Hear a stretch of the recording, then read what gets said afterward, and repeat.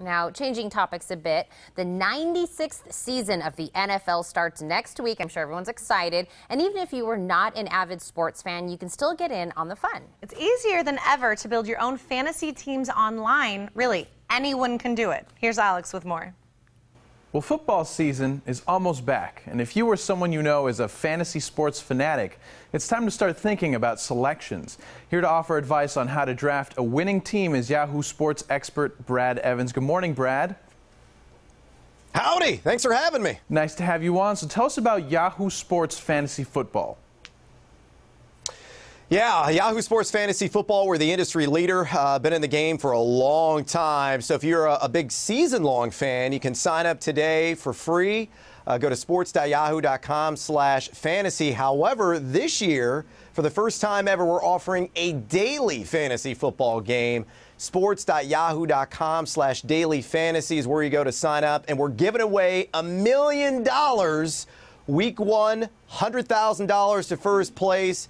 All it is a $10 entry fee, and it's just a fantastic game. And so if you want to stuff your pockets with a bunch of greenbacks, check out our new daily offering. And who doesn't love doing that? Now, I'm admittedly not a sports person, and I'm sure there's a lot of people watching who may not be either. But how does someone like me or them get started with fantasy sports? Well, of course, you go to our site and sign up. But, you know, if you don't really know how it works, it's a very simple game for like the season-long format. Really, the daily format's very similar. You're usually drafting a quarterback, 2 running backs, 3 wide receivers, a tight end, a kicker, and a defense. Real-life players, and whatever actual results are on the field, they turn into points. And your points will be tallied, and you go against another team's points that are tallied. Whoever has the most points wins.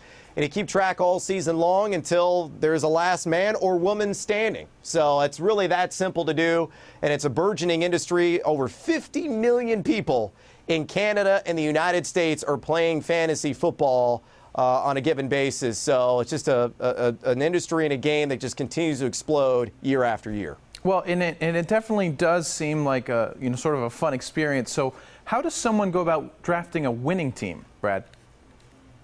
Well, that's a great question. There's a lot of strategies that can get you there, but the one that I would recommend, let's say you're in a traditional snake draft, so it's not an auction draft, and you got like one of the top 5 picks. I would still go with one of the premium workhorse running backs, guys like Adrian Peterson, Eddie Lacy, Le'Veon Bell, Jamal Charles, Marshawn Lynch. Those guys, I think, have to be in the conversation there in the top 5.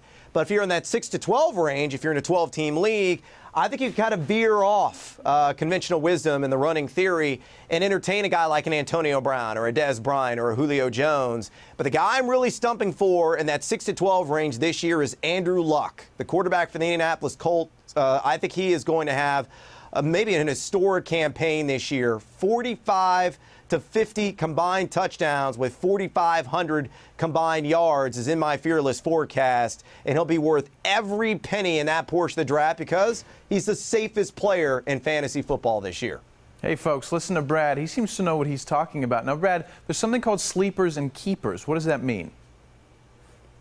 Well, sleepers are some of the deep players, so guys available in what I call the beer fuzzy hours of your draft, right? So after pick number 100 overall, these are guys that you need to target. Ryan Matthews is one in Philadelphia. I think he's a guy that could pay tremendous dividends. I know DeMarco Murray's the number 1 there, but he's going to get 10 to 12 touches per game and a run-heavy offense behind an elite offensive line, and I think he's going to start a couple of games as well because I believe that DeMarco Murray's going to break down.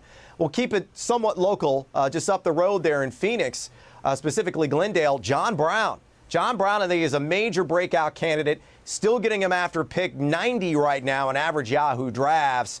And he seems to have an impeccable, unbreakable bond right now with Carson Palmer. And I think you're going to see that carry over in the regular season. I think there's 65 catches, 1,000 yards, 7-8 touchdown appeal for him in his sophomore campaign. And then I'll throw out a quarterback, too, and Teddy Bridgewater, who I really am enamored with. Kid up there in Minnesota, had a strong finish to his rookie campaign. He gets Adrian Peterson back. He's got Mike Wallace. He's got a healthy Kyle Rudolph.